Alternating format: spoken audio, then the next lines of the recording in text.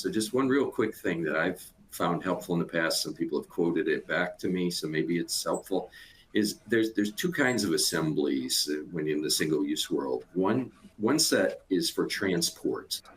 You move fluid from A to B, but the fluid's the same.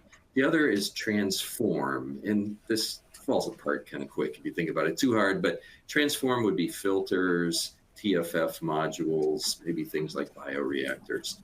So on the transport stuff, I found that we had some success in trying to standardize on designs, on sizes, on materials of construction, how they were used in our facilities, so that that collection could support multiple factories, multiple users. Then those people could focus their creative energies and expertise, product expertise, on those transformative pieces of the process. Maybe that's helpful. But in the name of standards, that's, starting at home and standardizing is where I've spent a lot of my time. Stuff that Paul's been talking about is standardization on a bigger picture, getting companies or users together. And I like dabbling in that too. I've had more success in the starting at home, I would say, in the past 15 years or so of doing this. Yeah.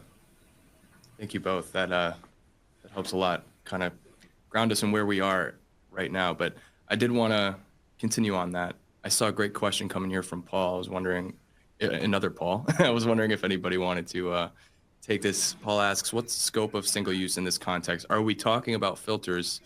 And if we are, what would you say the risks are emerging from the recent legislation regarding polyfluoroalkyl substances, such as PVDF?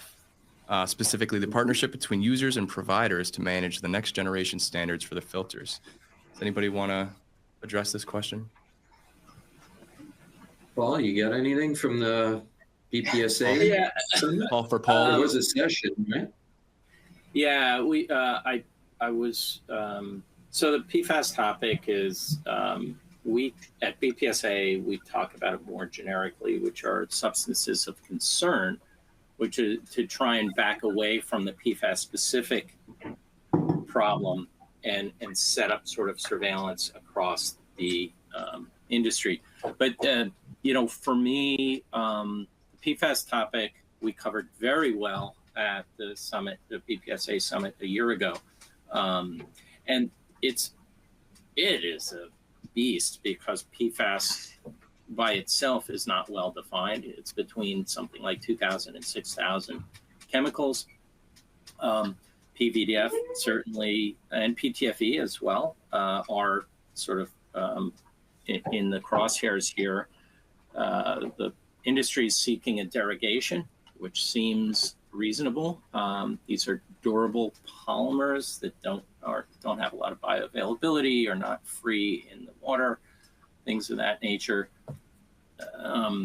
And if the ski wax industry can get a derogation, I'm pretty sure the biopharmaceutical industry can get a derogation. That said, there's going to be commercial solutions here. I think the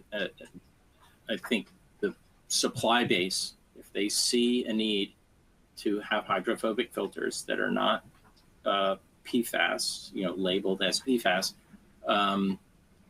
they're going to develop them, because if PTFE and PVDF are cast aside, and it's hydrophobic and hydrophilic, then there's going to be problems. I mean, you can't short the biopharmaceutical market their filters, right?